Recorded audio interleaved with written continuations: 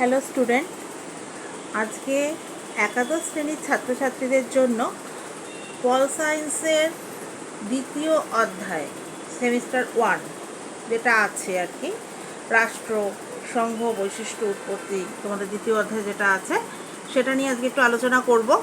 দেখো, pol science হচ্ছে এমন একটা বিষয় যেটা একাদশ শ্রেণী থেকে তোমরা এর সঙ্গে পরিচয় হচ্ছে তোমাদের।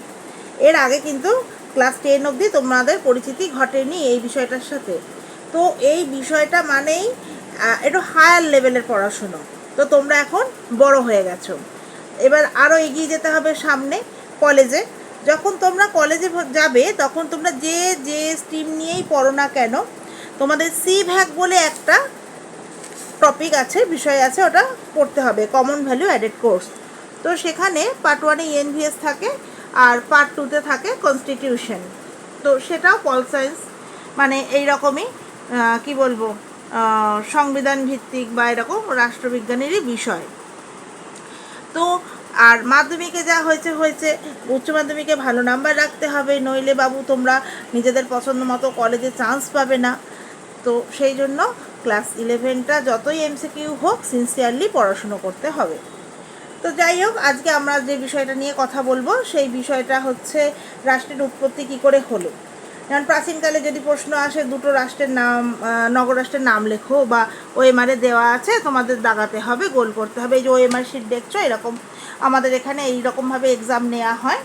তো সেরকমভাবে তোমাদের বলে দিলে, এবার যেটা সঠিক উত্তর স্পারটা ও এতে সেই অপশানটা তোমরা ওএমআরে করলে। তোমাদের আমাদের কোচিং সেন্টারে তোমাদেরকে যত্ন সহকারে ওএমআর শেখানো হয়। এটা পরবর্তীকালে তোমাদের যখন তোমরা চাকরি জীবনে যাবে সেই পরীক্ষাতেও এই ওএমআর শিট দেবে।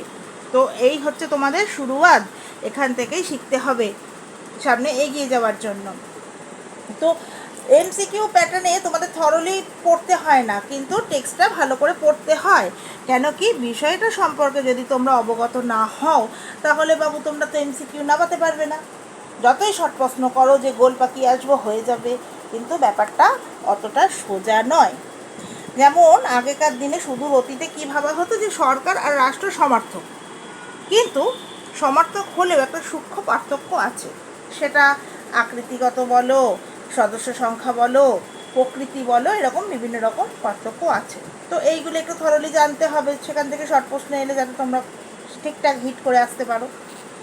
তারপর ধরো কিছু বইয়ের নাম আছে, যেমন ধরো দ্য প্রিন্স গ্রন্থটির রচয়িতাকে আমাদের দিল অ্যারিস্টটল, রুশো, ম্যাকিয়াভেলি। আবার তোমাদের একটু কনফিউশন দেওয়ার জন্য পুরো ম্যাকিয়াভেলির নামটা দিল, গুর নিকোলো ম্যাকিয়াভেলি। তো তোমাদের ম্যাকিয়াভেলিটাকে দাগাতে হবে।